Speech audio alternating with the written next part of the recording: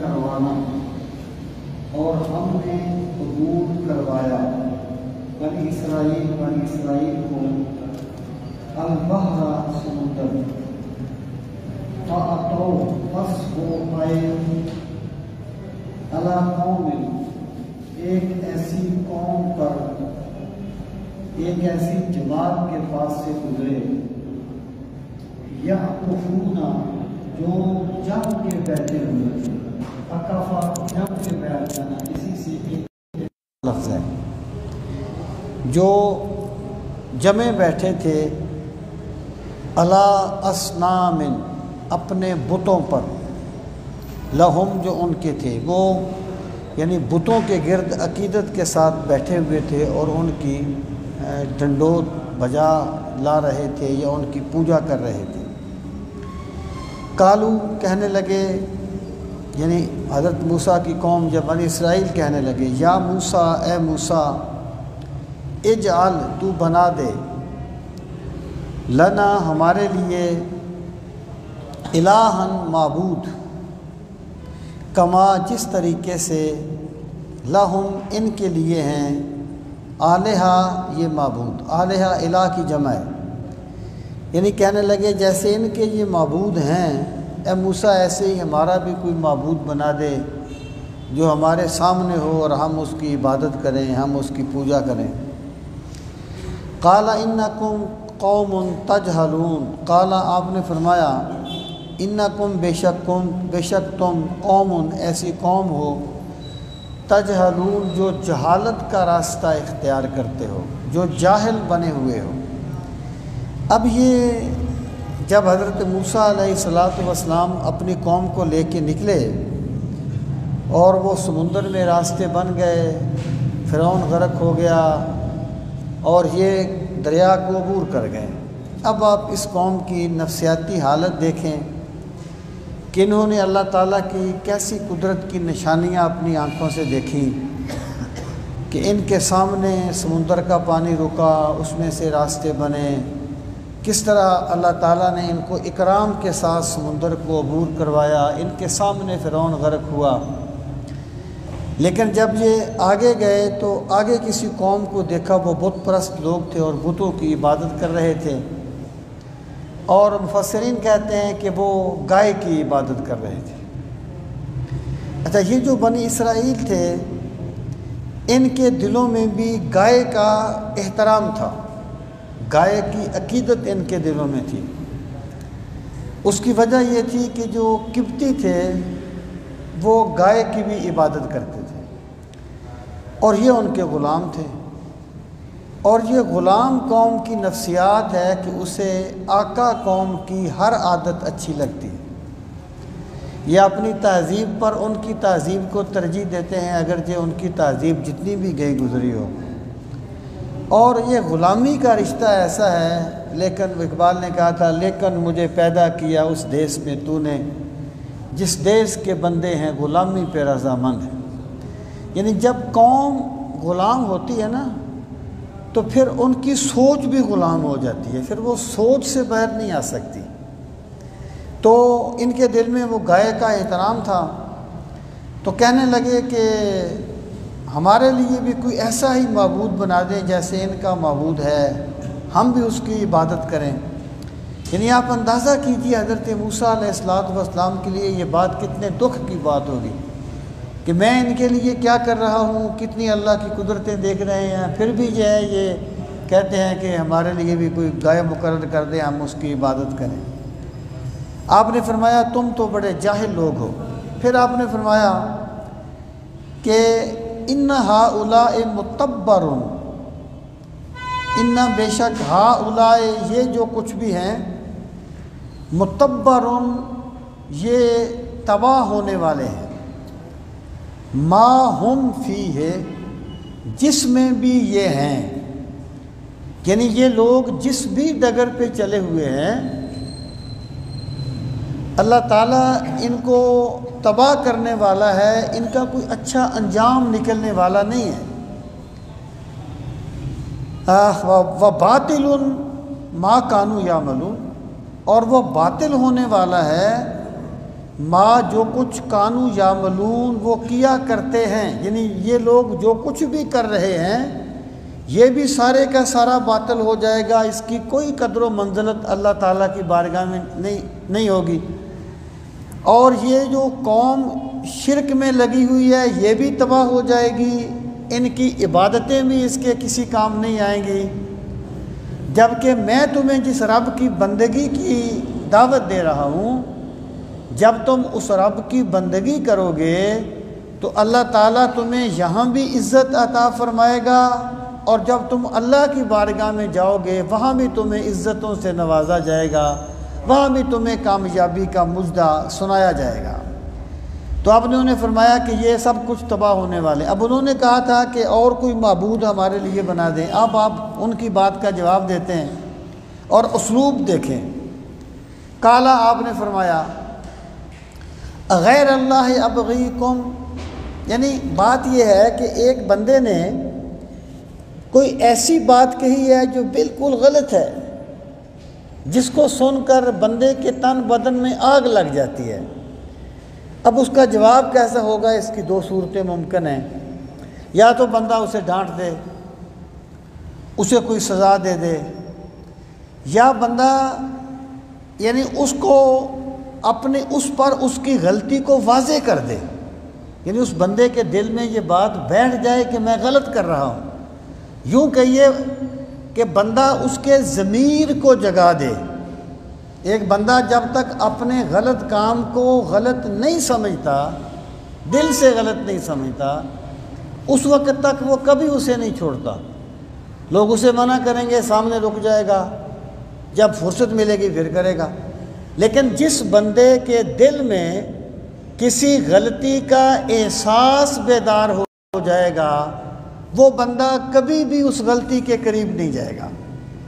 اللہ تعالیٰ نے صحابہ کرام کے بارے میں یہ بات فرمائی ہے، وَكَرَّهَ إِلَيْكُمُ الْكُفْرَ وَالْفُسُوقَ وَالْعِصْيَانَ، کہ اللہ تعالیٰ نے ان کے دلوں میں کفر سے، نافرمانی سے اور گناہ سے نفرت پیدا کر دی ہے۔ یعنی یہ گروہ صحابہ کا امتیاز ہے کہ اللہ تعالیٰ نے ان کے دل میں زَيَّنَهُ فِي قُلُوبِكُمْ، ایمان ان کے دلوں میں سجا دیا، اور کفر، نفاق اور گناہ جو ہے نا، ان کے بارے میں صحابہ کرام کے دلوں میں نفرت پیدا کر دی گئی۔ تو یہ جو چیز ہوتی ہے نا، دل کو بدل دینا، یا دل کو بدلنے کے لیے اس کو کوئی ایسا اسلوب اختیار کرنا، اصل میں یہ طریقہ ہوتا ہے دائیوں کا اور جو حق کی طرف بلانے والے ہیں۔ اب حضرت موسیٰ علیہ السلام نے انہیں ڈانٹا نہیں کہ تم یہ کیا کر رہے ہو، آپ ان کی بات کا جواب دیتے ہیں۔ اسلوب دیکھیں، قال اغیر اللہ ابغیکم، آپ نے فرمایا اغیر اللہ، کیا اللہ کے علاوہ، ابغیکم، میں چاہوں تمہارے لیے، الہن، کوئی الہ، کوئی معبود، کیا میں اللہ کو چھوڑ کر تمہارے لیے کوئی اور معبود تلاش کروں؟ میں تمہیں اپنے رب کے علاوہ کسی اور بت کے آگے جھکنے کی ترغیب دوں، اس کا میں سامان کروں؟ اور حالت کیا ہے، وَهُوَ فَضَّلَكُمْ عَلَى الْعَالَمِينَ، اور اس نے تمہیں فضیلت دی ہے تمام جہانوں پر۔ اس کے دو مطلب ہیں۔ ایک مطلب یہ ہے کہ اللہ تعالیٰ نے انسان کو مخدوم کائنات بنایا ہے۔ وَالَّذِي جَعَلَ لَكُمْ مَا فِي الْأَرْضِ جَمِيعًا، جو کچھ بھی زمین میں ہے اللہ تعالیٰ نے بندے کی خدمت کے لیے بنایا ہے۔ تو میرا رب وہ ہے اے لوگو جس نے جہان کو تمہاری خدمت کے لیے بنایا ہے، اور تمہیں اس کا مخدوم بنایا ہے، اور تم اتنا گر گئے ہو کہ اپنی عزت کو تباہ کر کے ایک بے جان بت کے آگے سجدہ کرنے پہ تلے ہوئے ہو۔ تمہیں اپنی عظمت کا احساس نہیں ہے، تمہیں اپنے وقار کا احساس نہیں ہے۔ اللہ نے تمہیں کتنے اعلیٰ مقام پہ فائز کیا ہے، اور تم کس طریقے سے بتوں کے آگے جھکنے کے لیے بے قرار ہو۔ یعنی جب بندے کے دل میں، وہ اقبال نے کہا تھا نا، تو زمین کے لیے ہے نہ آسماں کے لیے، جہاں ہے تیرے لیے تو نہیں جہاں کے لیے۔ اللہ نے تجھے دنیا کے لیے پیدا نہیں کیا، اللہ نے دنیا کو تیرے لیے پیدا کیا ہے۔ جہاں ہے تیرے لیے تو نہیں جہاں کے لیے. یہ رہے گا راوی و نیل و فرات میں کب تک؟ تیرا سفینہ کیا ہے بحر بے کراں کے لیے. یہ عقل و دل ہیں شرر، شعلہ محبت کے. عقل بھی محبت کرتا ہے، دل بھی محبت کرتا ہے. یہ عقل و دل ہیں شرر، شعلہ محبت کے. وہ خار و خس کے لیے ہے، یہ نیستاں کے لیے. یعنی جو عقل محبت کرتی ہے وہ مادی دنیا سے، یہ گھاس پھوس سے محبت کرتی ہے، اور جو دل محبت کرتا ہے یہ نیستاں کے لیے قیمتی موتیوں سے محبت کرتا ہے. مراد یہ ہے کہ تمہیں یہ سوچنا چاہیے کہ جب تمہیں اللہ نے اتنا بلند مقام دیا ہے تو تم اپنی عظمت کو کھو کر کیوں بے جان بتوں کے آگے جھک رہے ہو. یہی تو وہ توحید کا عقیدہ ہے جو انسان کی عزت نفس کو بحال کرتا ہے کہ تو اس لیے نہیں ہے کہ پہاڑ کو سجدہ کرے گا، تو پہاڑ کا سینہ چاک کر کے اس میں دبے ہوئے خزانے نکال لے. تجھے خدا نے مخدوم کائنات بنا کے بھیجا ہے. تو اس لیے نہیں ہے کہ گائے کو سجدہ کرے گا، گائے خدا نے تیری خدمت کے لیے پیدا کی ہے. وہ اقبال نے کہا تھا وہ ایک سجدہ جسے تو گراں سمجھتا ہے، 1000 سجدے سے دیتا ہے آدمی کو نجات.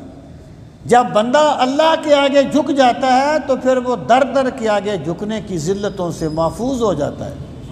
تو حضرت موسیٰ علیہ السلام اپنی قوم کی غلطی اس طریقے سے واضح کرتے ہیں کہ میں تمہارے لیے اللہ کے سوا کوئی اور معبود چاہوں، جبکہ حالت یہ ہے کہ اللہ نے تمہیں تو تمام جہانوں پر فضیلت دی ہے. اللہ نے انسان کو تو مخدوم کائنات بنایا ہے. اور اس کا دوسرا مطلب یہ ہے کہ وَهُوَ فَضَّلَكُمْ عَلَى الْعَالَمِينَ. عالمین سے مراد ہے اس وقت کے تمام لوگ.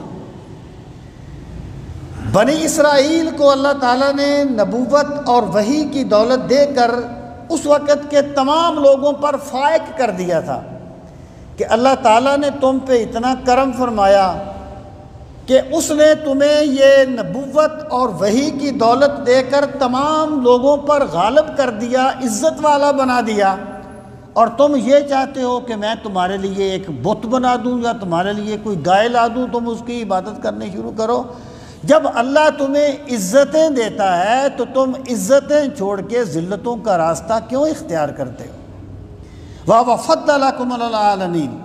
اب یہاں سے لے کر آیت نمبر 47 تک اللہ تعالیٰ نے یہ بیان فرمایا کہ یہ جو قوم تھی ان پر ہم نے کتنا کرم فرمایا تھا اور انہوں نے کون سا راستہ اختیار کیا. یہ کس قدر ناشکری قوم تھی اور اللہ کی نعمتوں کی کس قدر بے قدری کرنے والی قوم تھی. تو اللہ پاک نے فرمایا وَإِذْ أَنْجَيْنَاكُمْ مِنْ آلِ فِرْعَوْنَ.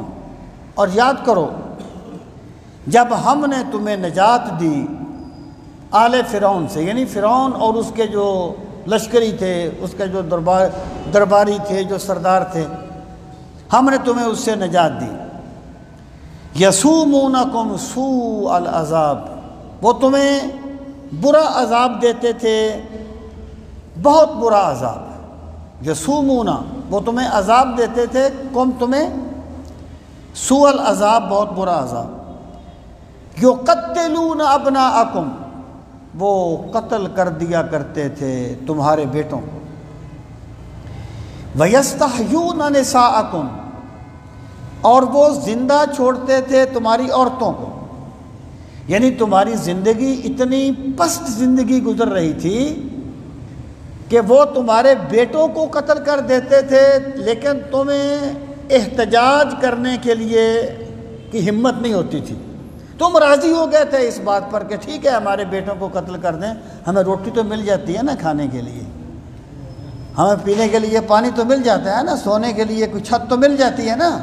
تم اتنے گر گئے تھے کہ وہ تمہارے بیٹوں کو قتل کرتے تھے، تمہاری بیٹیوں کو اپنی خدمت کے لیے زندہ چھوڑتے تھے، تمہارے ضمیر بھی اتنے گر گئے تھے. پھر میں نے اپنے کلیم موسیٰ کو تم میں بھیجا اور موسیٰ نے تمہیں اس غلامی سے نجات دی. ہم نے تم پہ یہ کرم کیا. وَفِي ذَلِكُمْ بَلَاءٌ مِّن رَبِّكُمْ عَظِيمٌ. عظیم جو ہے بھلا ان کی صفت ہے. وَفِي ذَلِكُمْ اور اس میں بلاء آزمائش ہے. میں ربکم تمہارے رب کی جانب سے، عظیم بہت بڑی، اور اس میں تمہارے رب کی طرف سے بہت بڑی آزمائش تھی۔ یعنی آزمائش ذالکم کے دونوں مطلب ہو سکتے ہیں، یا تو اس کا مطلب یہ ہے کہ جو تمہارا مشکل دور تھا نا وہ تمہارے لیے آزمائش تھی، کہ تم اس مشکل دور میں اپنے رب سے رابطہ رکھتے ہو کہ نہیں، اس مشکل دور میں استقامت کا مظاہرہ کرتے ہو کہ نہیں، یہ تمہارے لیے آزمائش ہے۔ یا آزمائش یہ ہے کہ جب تمہیں ذلت کی زندگی سے نکال کے عزت کی زندگی دے دی گئی، اب تم اپنے مولا کو یاد کرتے ہو جب بھول جاتے ہو، یہ آزمائش ہے۔ اور یہ آزمائش پہلی آزمائش سے بھی مشکل ہوتی ہے، تو اللہ پاک فرماتا ہے اس میں تمہارے لیے آزمائش تھی۔ اب فرمایا کہ ہم نے اس قوم کو اپنا پیغام پہنچانے کے لیے کیا طریقہ اختیار کیا اور کس طرح ہم نے اس قوم کو حاملین وحی بنایا۔ ارشاد فرمایا وَوَاعَدْنَا موسیٰ، اور ہم نے وعدہ کیا موسیٰ علیہ السلام سے، 30 لیلتاً 30 راتوں کا، یعنی ہم نے حضرت موسیٰ سے وعدہ کیا کہ 3 راتیں عبادت کر کے، یہ جو ہوتا نا خلوت یا روزہ، یہ آپ نے روزے بھی رکھے تھے، یہ روزہ رکھنا، خلوت اختیار کرنا، یہ انسان کے تزکیہ قلب کرتا ہے انسان کا۔ اور چونکہ اللہ تعالیٰ کی ذات سے کلام لینا تھا، ہم کلام ہونا تھا، تو روح اتنی قوی ہو جائے کہ اللہ کے کلام کرنے کا اس میں ملکہ جو ہے وہ عملی طور پر پیدا ہو جائے۔ تو اللہ پاک نے انہیں فرمایا کہ تم 30 روزے رکھو اور عبادت کر کے نا طور پر پھر میرے پاس آؤ تورات لینے کے لیے۔ وَأَتْمَمْنَا بِعَشْرٍ، اور پھر ہم نے اسے مکمل کیا 10 کے ساتھ، یعنی پہلے 30 دن تھا، پھر اللہ تعالیٰ نے کسی حکمت کی وجہ سے اس کو 40 دن کر دیا۔ اس کی وجہ جو بھی ہے وہ ساری روایات ہیں، وہ کوئی قرآن و سنت کی نصوص نہیں ہے۔ فَتَمَّ مِیقَاتُ رَبِّهِ 40 لیلہ، فتمہ پس مکمل ہو گئی میقات ربہ، ان کے رب سے ملاقات کا وقت، 40 لیلتاً 40 راتیں، یعنی وہ 40 راتیں جو تھیں نا وہ پھر پورا ہو۔ اسی سے صوفیہ نے 40 دن کا جو چلہ ہے نا اس کا یعنی بیسک کنسیپٹ لیا ہے کہ 40 دن حضرت موسیٰ نے عبادت کی، روزہ رکھا، تو ان میں ایک خاص قوت پیدا ہوئی اللہ تعالیٰ سے ہم کلام کرنے کی۔ اسی لیے کسی روحانی صلاحیت کے لیے 40 دن جو ہے یہ یکسوئی کا راستہ اور خصوصی عبادت کا راستہ اختیار کیا جاتا ہے، جس کو صوفیہ چلہ کشی سے تعبیر کرتے ہیں۔ وَقَالَ مُوسَىٰ لِأَخِيهِ، اب جب حضرت موسیٰ جانے لگے نا تو آپ نے فرمایا اپنے بھائی سے، بھائی کون ہے؟ ہارون، حضرت ہارون جو حضرت موسیٰ سے بڑے تھے۔ اخلفنی فی قومی، تو میرا خلیفہ بن جا میری قوم میں، یعنی میں جا رہا ہوں تورات لینے کے لیے، تم میری قوم میں میری جانشینی کرو، جو کام میں کرتا ہوں وہ کام تم کرو اور انہیں کسی گناہ سے اور کسی برے راستے سے بچاؤ۔ وَأَصْلِحْ، اور اصلاح کر، وَلَا تَتَّبِعْ سَبِيلَ الْمُفْسِدِينَ، اور پیروی نہ کیجئے فساد پھیلانے والے لوگوں کے راستے کی۔ وَلَا تَتَّبِعْ، اور پیروی نہ کریں سبیل المفسدین، فساد پھیلانے والوں کے راستے کی۔ یہاں پر جو امر ہے یہ بھی دوام کے لیے ہے، جو نہیں ہے یہ بھی دوام کے لیے ہے۔ یعنی حضرت اصلے کا یہ مطلب نہیں ہے کہ وہ پہلے اصلاح نہیں کرتے تھے اب تم نے اصلاح کرنی ہے۔ وَلَا تَتَّبِعْ سَبِيلَ الْمُفْسِدِينَ کا یہ مطلب نہیں ہے کہ پہلے وہ مفسدین کے راستے کی استغفر اللہ پیروی کرتے تھے اور اب تم نے نہیں کرنی، نہیں، جیسے تم پہلے اصلاح کے راستے پر گامزن تھے، جیسے پہلے ان کی پیروی نہیں کرتے تھے، اسی طریقے پر آپ نے استقامت کا مظاہرہ کرنا ہے اور اسی پر ڈٹا رہنا ہے۔ امر یہاں پر دوام کے لیے۔ وَلَمَّا جَاءَ مُوسَىٰ لِمِیقَاتِنَا، وَلَمَّا، اور جب، جاء، آگئے، موسیٰ علیہ السلام، لِمِیقَاتِنَا، ہماری ملاقات کے لیے، حضرت موسیٰ ہماری ملاقات کے لیے آ گئے۔ وَكَلَّمَهُ رَبُّهُ، کلمہ کلام کرنا، اور کلام کیا ان سے ان کے رب نے جیسا بھی اس کی شان کے لائق ہے۔ لیکن جب کلام کا لفظ ہوتا ہے نا، مثلا ہمارے ذہن میں فوری کیا بات آتی ہے، جیسے ایک بندہ بولتا ہے اللہ تعالیٰ اس سے پاک ہے، وہ تمام تشبیہات سے پاک ہے۔ یعنی کلام کیا، کیسے کیا ہمیں اس کا علم نہیں ہے کیسے کیا۔ ہمیں یہ پتہ ہے کہ اللہ تعالیٰ کی جو ذات گرامی ہے وہ انسانی وجود کی طرح نہیں ہے کہ اس کی کوئی زبان ہو جیسے بندے کی زبان ہے، یا اس کے کلام کے الفاظ ہوں جیسے بندے کے الفاظ ہیں۔ نہ ہمیں اس کلام کی حقیقت معلوم ہے اور نہ ہمیں اس کا حکم دیا گیا کہ تم اس کو سمجھو کہ کلام کیسے ہوا۔ یہ چیزیں متشابہات میں ہوتی ہیں، ان کی حقیقت کو اللہ کے سپرد کر کے مان لینا سلامتی کا راستہ ہوتا ہے۔ اب دیکھیں نا، اگر کوئی بندہ اس پہ شروع کر دے کہ جی اللہ نے کلام کیا تو کلام تو زبان سے ہوتا ہے، زبان پھر منہ میں ہوتی ہے، منہ پھر فلاں جگہ پر ہوتا ہے، وہ وجود کے ساتھ ہوتا ہے، یہ گمراہی کا راستہ ہے۔ اور یہ جو باطنی ہیں یہ ایسے ہی راستے کو اختیار کرتے ہیں۔ اس پر ہمارے اکابرین کا یہ متفقہ فیصلہ ہے کہ ایسی چیزوں کو ہم مانیں گے کہ اللہ نے کلام کیا، کیسے کیا ہمیں اس کی حقیقت معلوم نہیں ہے۔ ہم صرف یہ جانتے ہیں کہ اللہ تعالیٰ نے حضرت موسیٰ سے کلام فرمایا تھا جیسے اس کی شان کے لائق ہے۔ وہ جو امام مالک نے استوا کے بارے میں فرمایا تھا، آتا ہے نا ثم استویٰ علی العرش، پھر اللہ نے عرش پر استوا فرمایا۔ استوا کا معنی تو ہوتا ہے بیٹھ جانا کسی چیز پر۔ تو وہ کہتے ہیں، امام مالک فرماتے ہیں الاستوا معلوم، ہمیں یہ تو معلوم ہے کہ اللہ نے استوا فرمایا، قرآن میں آ گیا نا ثم استوا، پھر اللہ نے استوا فرمایا، ہم مانتے ہیں کہ اللہ نے استوا فرمایا۔ وَكَيْفِيَّتُهُ مجہول، لیکن اللہ نے کیسے استوا فرمایا ہمیں اس کا علم نہیں۔ وَالْإِيمَانُ بِهِ واجب، اس پر ایمان لانا واجب ہے کہ اللہ نے استوا فرمایا، اس پر ایمان لانا واجب ہے۔ وَالسَّوَالُ عَنْهُ بِدْعَةٌ، اس کے بارے میں پوچھنا کہ اللہ کیسے اس نے استوا فرمایا، وہ کیسے بیٹھا تھا، یہ بدعت ہے۔ ہر چیز کی تفصیل جاننا ضروری نہیں ہوتا، بہت سی چیزوں کو مجمل رکھنا ہی حسن ہوتا ہے۔ یہ بڑی بنیادی بات ہے۔ دیکھیں، بندہ یہ کہہ دے اللہ خالق و کل شے، اللہ ہر چیز کا خالق ہے، بالکل صحیح بات ہے، اللہ ہر چیز کا خالق ہے۔ لیکن اگر کوئی بندہ یہ کہے کہ اللہ وہ ہے جس نے خنزیروں کو بنایا، حالانکہ خالق تو وہی ہے نا ہر چیز کا، لیکن اس طریقے سے اللہ کا تعارف کروا دینا کفر ہوتا ہے۔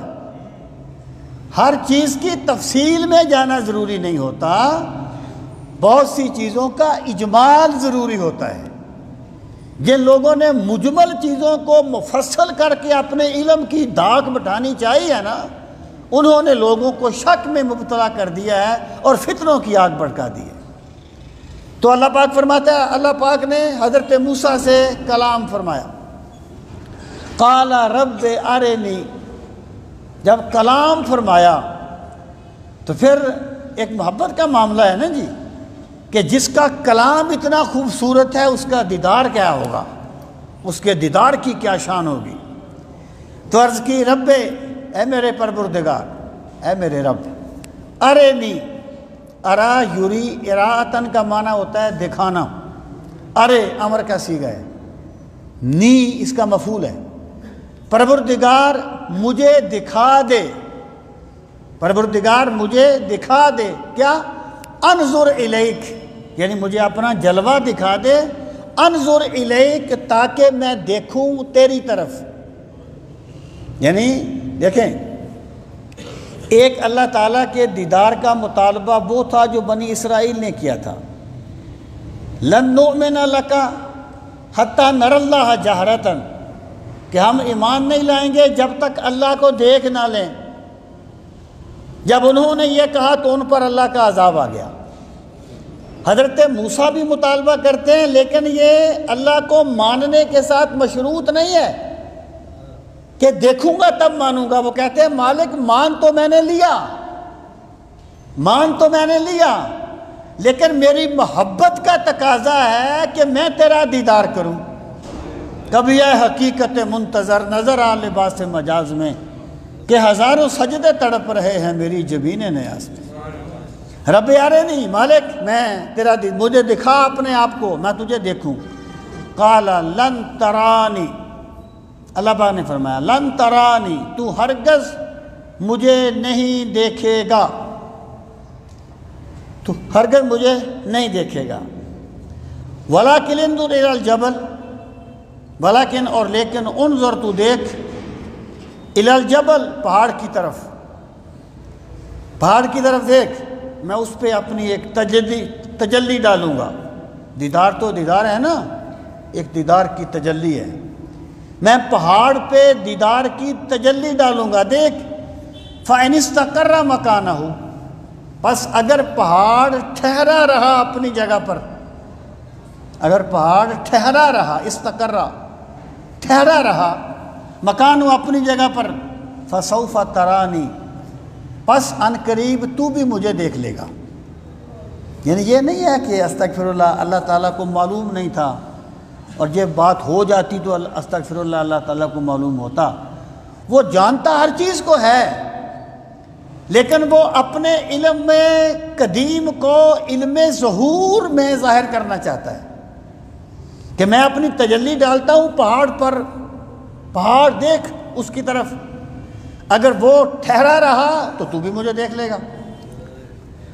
فلما تجلی ربہ للجبل، پس جب تجلی فرمائی اس کے رب نے پہاڑ پر، اللہ تعالیٰ نے ایک تجلی، ایک جھلک ڈالی پہاڑ پر، جعلہ دکا، تو پہاڑ کو ریزہ ریزہ کر دیا۔ یعنی اللہ تعالیٰ کے جمال کی ایک تجلی جب پہاڑ پر پڑی نا، اس تجلی نے پہاڑ کو ریزہ ریزہ کر دیا۔ وَخَرَّ مُوسَىٰ صَاعِقًا، اور حضرت موسیٰ علیہ السلام گر پڑے سائے کا حواس کھو کر، ہوش کھو کر، یعنی اس تجلی کی وجہ سے حضرت موسیٰ علیہ السلام اپنے حواس کھو کر گر پڑے۔ یہ بھی ایک محبت الہی کا مظہر ہے۔ فلما خر موسیٰ صاعقا، حضرت موسیٰ علیہ السلام وخر موسیٰ صاعقا، گر پڑے حواس کھو کر۔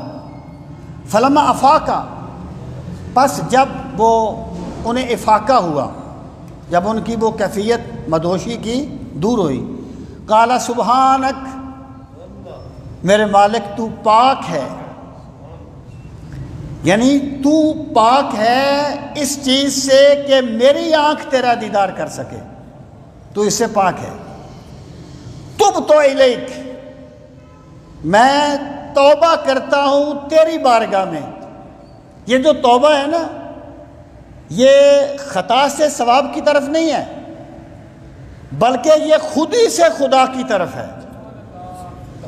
کہ پروردگار عالم، جو میں نے ایک اپنی مرضی کی نا کہ مالک میں تیرا دیدار کرنا چاہتا ہوں، مجھے چاہیے یہ تھا میں معاملات تیرے سپرد کر دیتا میرے مولا، تو جانتا ہے میرے جذبوں کو، تو جانتا ہے میری محبتوں کو، پھر تو مجھے تجلی دکھا دیتا، تو مجھے جلوہ دکھا دیتا، تیرا اپنا معاملہ تھا جو میں نے ایک مطالبہ کر دیا ہے، میں اس سے تیری بارگاہ میں رجوع کرتا ہوں۔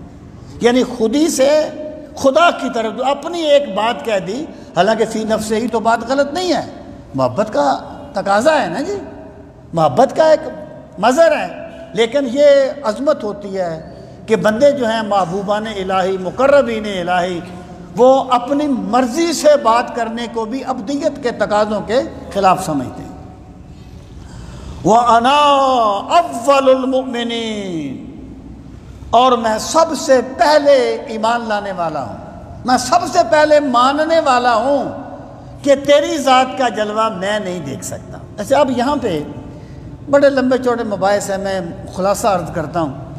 پہلی بات یہ ہے کہ جو معتزلہ ہیں وہ یہ کہتے ہیں کہ اس دنیا میں اللہ تعالیٰ کا دیدار ممکن، اس دنیا کیا، وہ تو آخرت میں بھی نہیں مانتے۔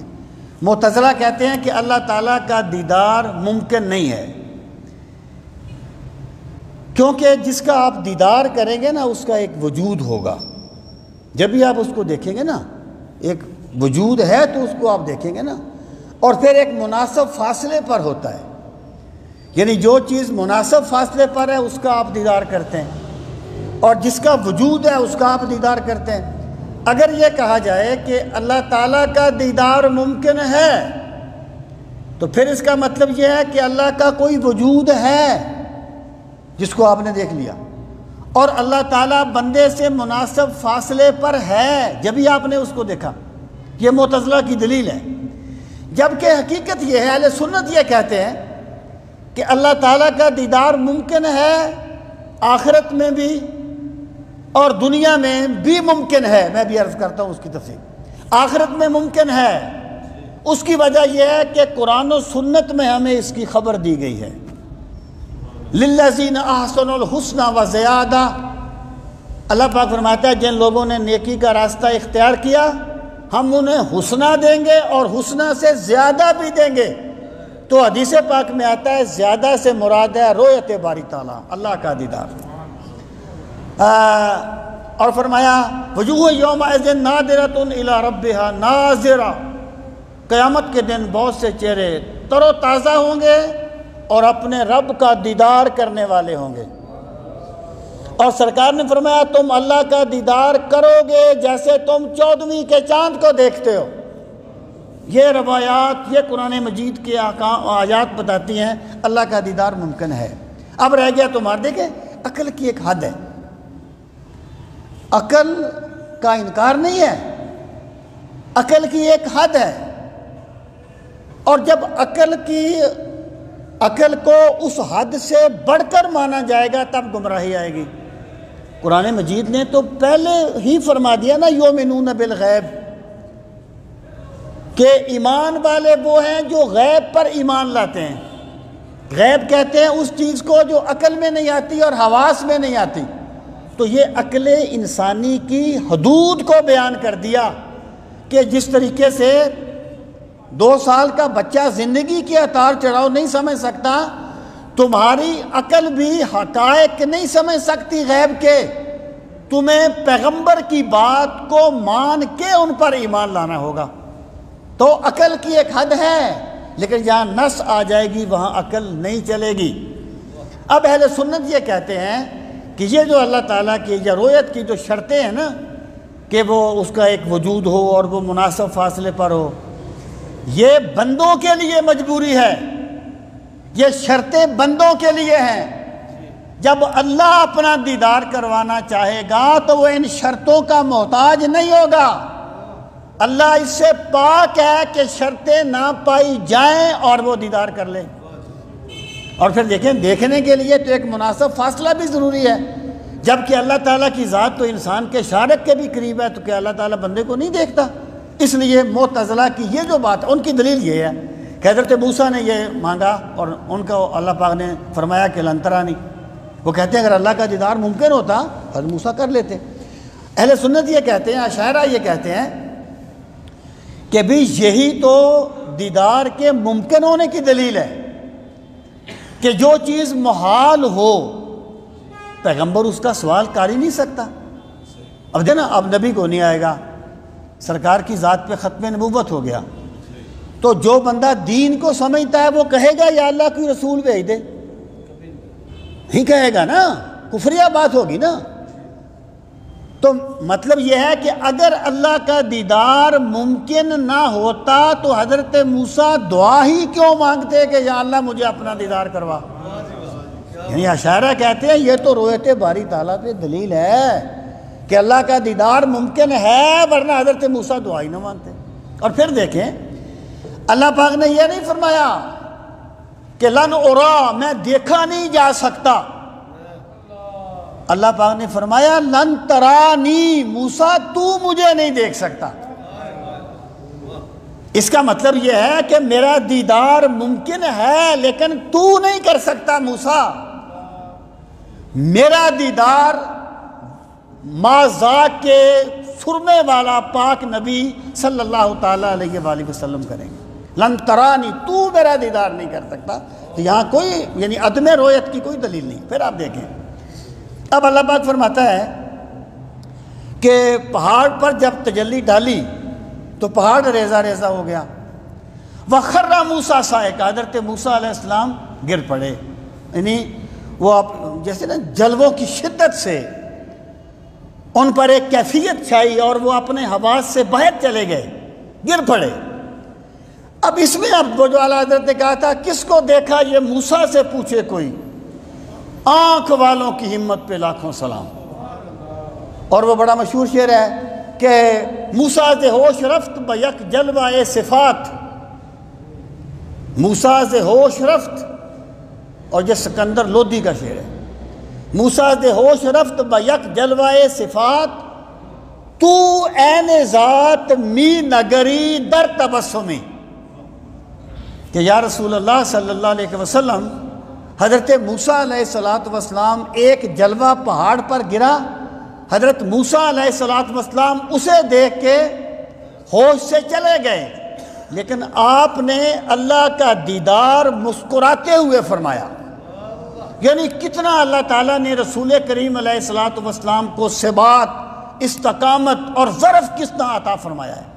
تو اللہ پاک نے فرمایا کہ حضرت موسیٰ علیہ السلام کے ساتھ یہ معاملہ ہوا. جب انہیں ہوش آیا تو کہا سبحانک، میرے مالک تو اس سے پاک ہے کہ میں تیرا دیدار کر سکوں. یعنی میں اس قابل کہاں میرے مالک میں تیرا دیدار کر سکوں. تبت الیک وانا اول المؤمنین، اور میں تیری ہر بات کو سب سے پہلے ماننے والا ہوں کہ میں تیرا دیدار نہیں کر سکتا. اب فرمایا نا قال یا موسیٰ، اللہ تعالیٰ نے فرمایا تم نے دیدار کا مطالبہ کیا نا، تو دیدار میرا نہیں کر سکتا. اب اگلی بات کیا ہے؟ اے موسیٰ ان اصطفیتک، استفا یستفی کا معنی ہوتا ہے چننا. موسیٰ میں نے تجھے چن لیا. مصطفیٰ کیا ہے؟ چنا گیا. یہ صفا سے نکلا ہے، چنا گیا. موسیٰ میں نے تجھے چن لیا. الناس تمام لوگوں پر، یعنی تمام لوگوں کے ہوتے ہوئے موسیٰ میں نے تجھے چنا.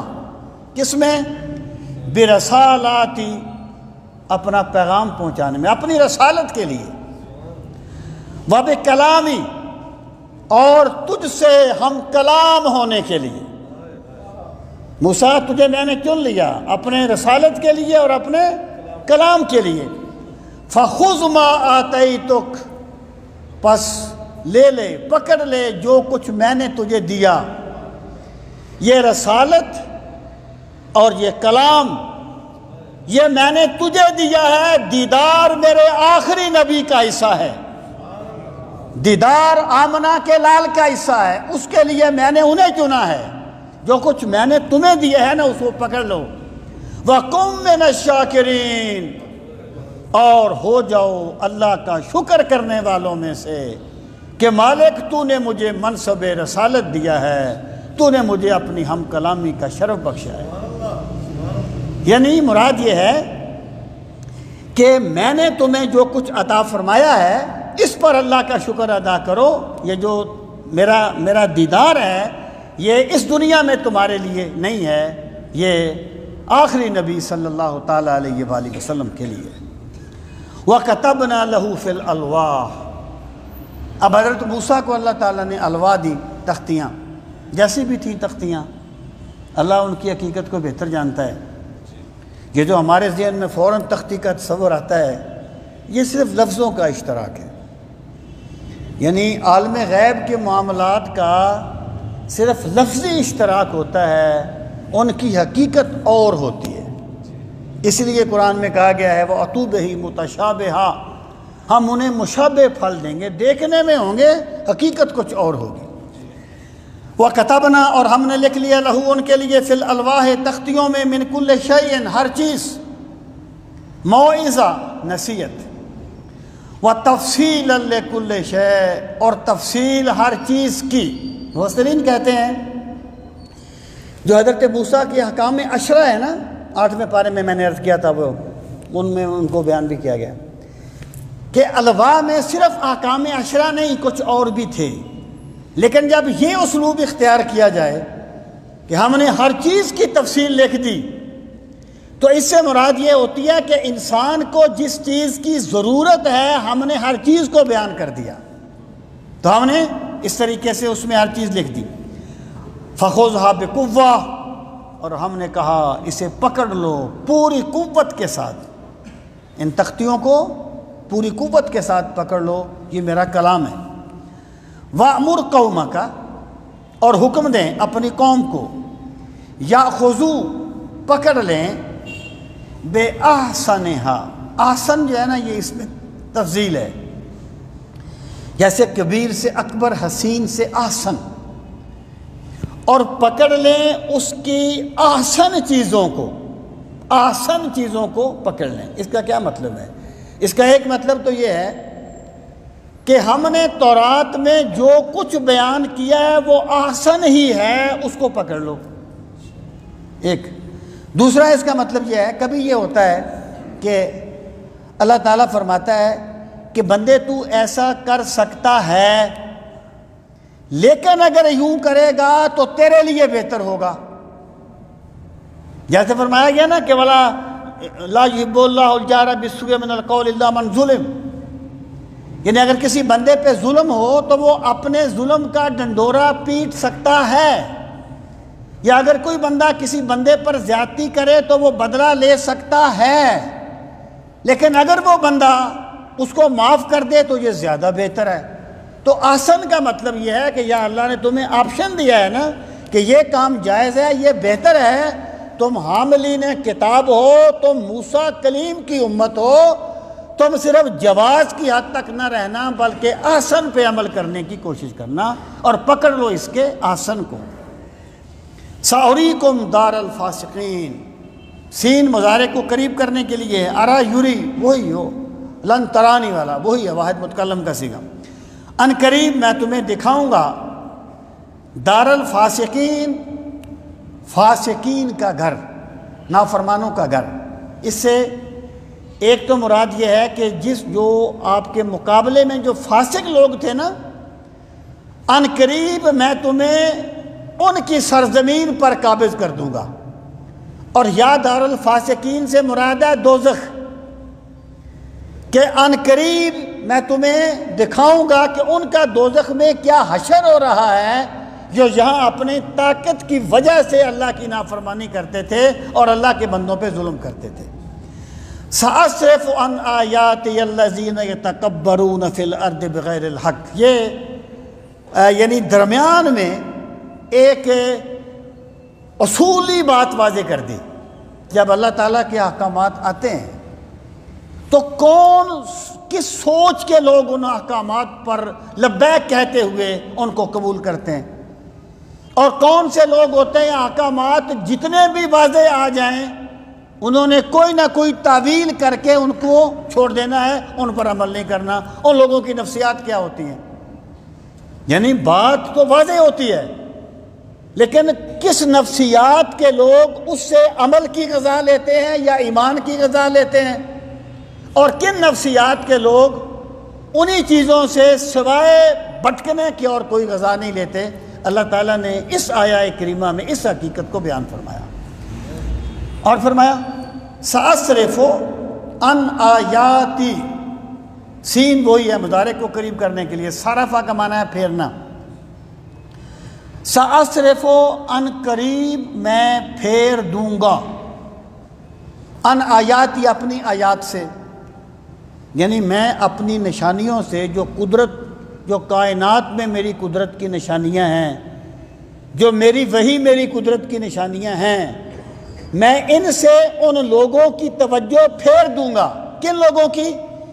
الذین یتکبرون فی الارض بغیر الحق، جو تکبر کرتے ہیں زمین میں، یتکبرون تکبر کرتے ہیں، فی الارض زمین میں، بغیر الحق ناحق۔ اس کا یہ مطلب نہیں ہے کہ تکبر حق کے ساتھ بھی ہوتا ہے، بغیر الحق یہاں بطور شرط نہیں ہے، بطور صورتحال کو واضح کرنے کے ہے، یعنی جو زمین پر ناحق تکبر کرتے ہیں۔ ناحق تکبر کیا ہے؟ کہ بندے تیرے پاس ہے کیا تیرا جس پر تو تکبر کرتا ہے؟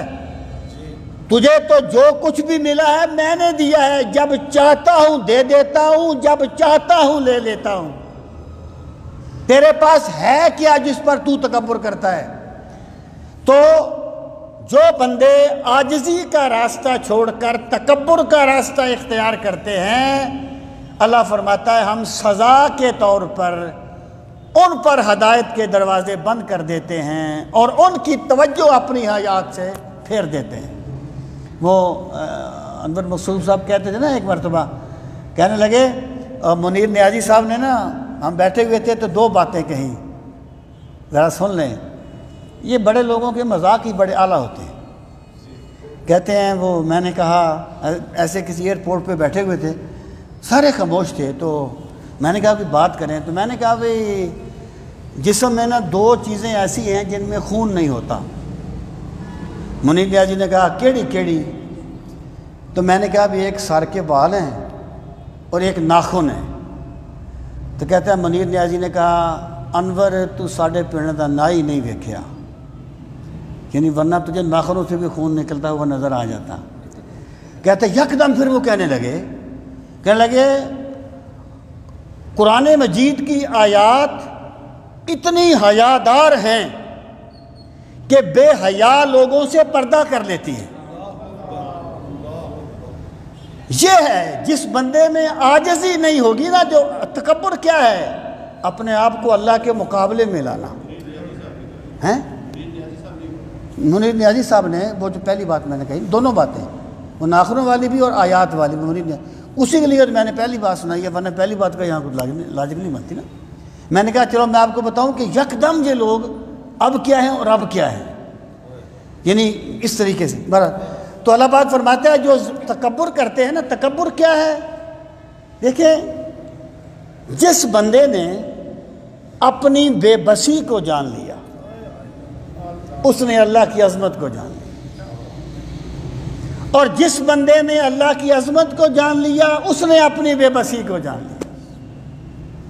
تو جو بندے تکبر کرتے ہیں نا، میں آ جاتی ہے جن میں کہ میں یہ ہیں، میں، اللہ فرماتا ہے ہم ان سے آیات کا حسن پوشیدہ کر دیتے ہیں، وہ اللہ کی آیات سے کوئی ہدایت نہیں پا سکتے۔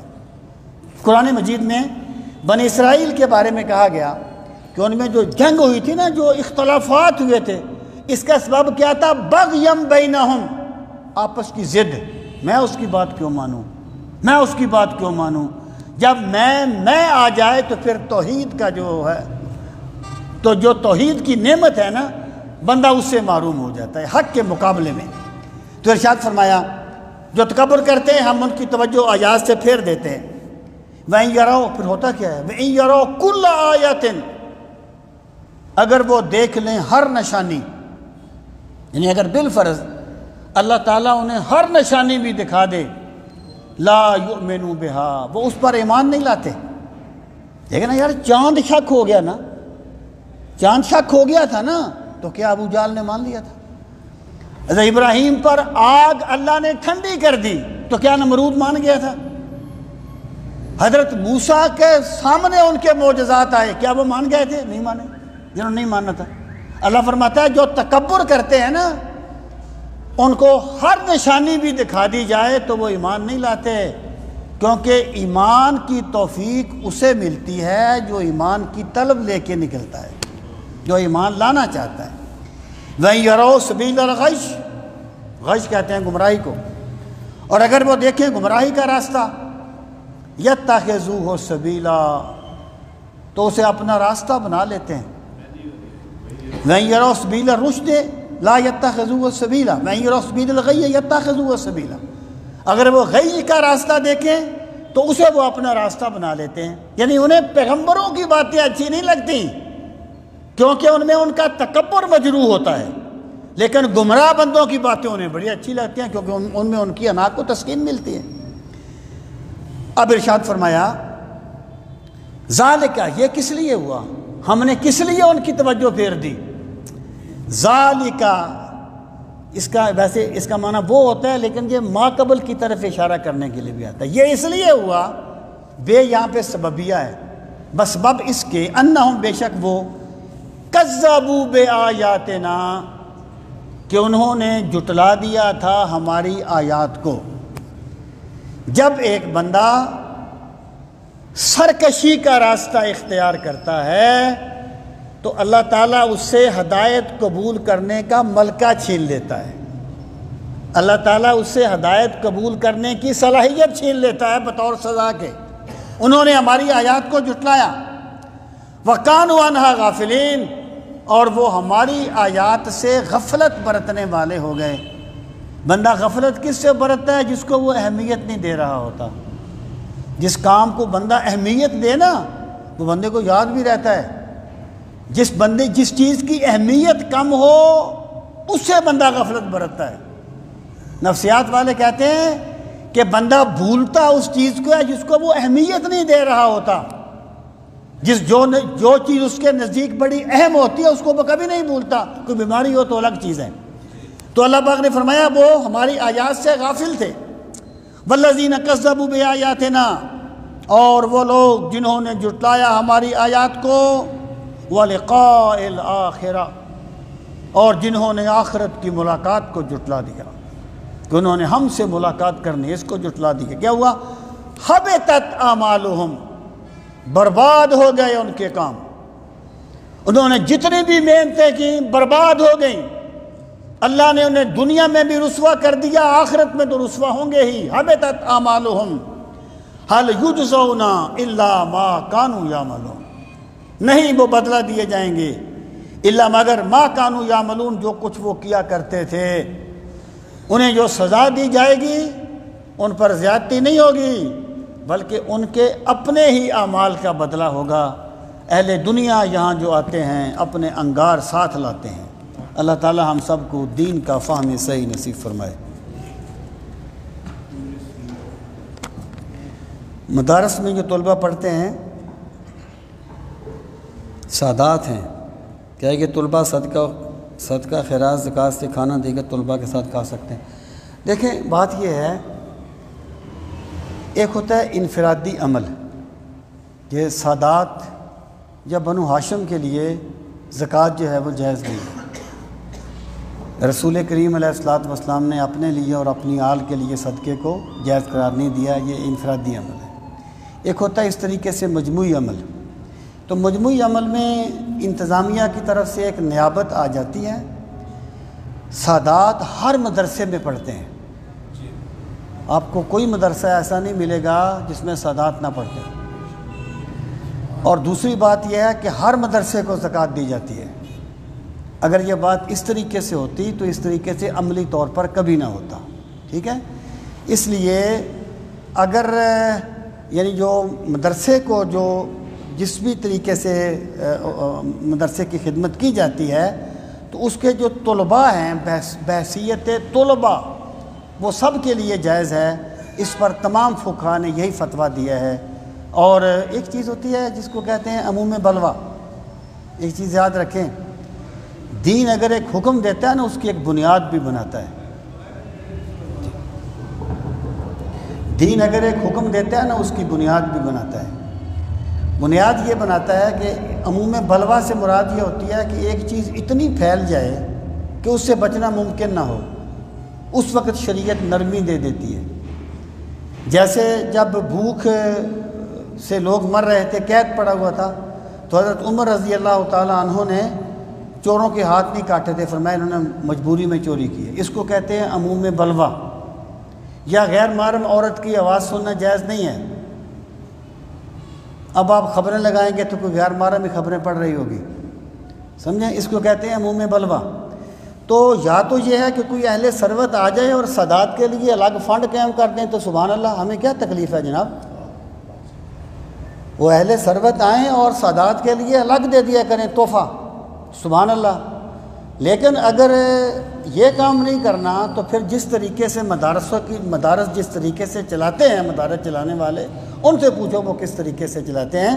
تو تمام مدارس میں سادات بھی پڑھتے ہیں اور ان کو مجموعی طور پر وہ کھانا بھی کھاتے ہیں، اس لیے اس میں کوئی قباحت نہیں ہے۔ ایک ہی بات ہے، تو اس پر بڑی باتیں چلی ہیں، بہرحال یہ اس پر عمل ہے۔ کا لفظ بولا تھا کہ نا وہ اللہ جانتا ہے کہ تختی کا ہم لوگوں کو ایک ذہن میں جیسے آتا ہے لکھنے کی کوئی بھی لکڑی کی چیز، لیکن جب عربی سے اردو میں جب کوئی بھی چیز ٹرانسلیٹ ہو رہی ہوتی ہے، کوئی کالم ٹرانسلیٹ کر رہا ہوتا ہے، وہ عربی کا بھی لفظ عربی کی بھی مہارت رکھتا ہے اور اردو کی بھی رکھتا ہے، تو وہ اپنے کس انڈرسٹینڈنگ سے سر وہ جو ہے نا عربی سے اردو میں وہ ایک تختی کا لفظ اس نے ٹرانسلیٹ کی ہے؟ نہیں دیکھیں بیٹا، بات یہ ہوتی ہے کہ جو کسی بھی زبان کی ٹرانسلیشن ہوتی ہے نا، یہ ایگزیکٹ نہیں ہو سکتی، یہ صرف ترجمانی کرنی ہوتی ہے، مفہوم ادا کرنا ہوتا ہے۔ تو لوح کا جو لفظ ہے نا، تختی کے معنی میں ہی استعمال ہوتا ہے، اور تختی وہ جس پر ہم لکھتے ہیں۔ یہ میں نے یہ اس لیے کہا تھا کہ وہ تختی اس طرح کی نہیں تھی جس طریقے سے وہ کیسی تھی ہمیں اس کا علم نہیں ہے۔ دیکھیں نا، آپ قرآن مجید میں ہے کہ وہ تختیاں رکھی تو وہ ٹوٹ گئی، یہ آپ رکھیں تو ٹوٹے گی، یہ تو آپ مارتے بھی ہو تو نہیں ٹوٹتی، بچپن میں مارا کرتے تھے نا ایک دوسرے کو تو نہیں ٹوٹتی۔ تو وہ تختی جو ہے وہ جیسی بھی اس کی حقیقت تھی، یہ کوئی دین کا کام نہیں کرتے، یہ جرم کرتے ہیں۔ الحمدللہ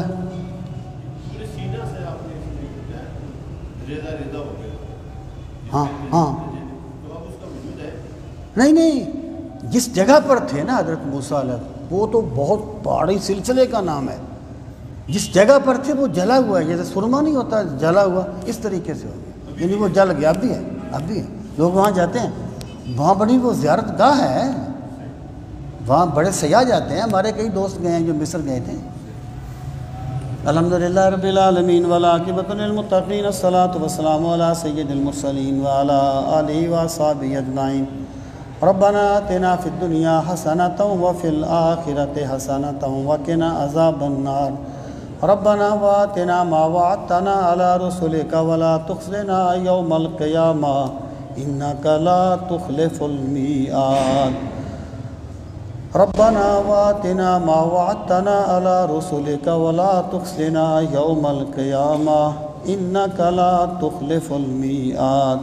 ربنا لا تزغ قلوبنا بعد إذ هديتنا وهب لنا من لدنك رحمة إنك أنت الوهاب۔ يا شافي الأمراض اشف مرضانا، ربنا تقبل منا انك انت السميع العليم وتب علينا انك انت التواب الرحيم، وصلى الله تعالى على خير خلقه محمد وعلى آله واصحابه اجمعین آمین برحمتک یا ارحم الراحمین۔ جزاکم اللہ وحسن الجزاء، اللہ پاک آپ کو بہترین جزا دے۔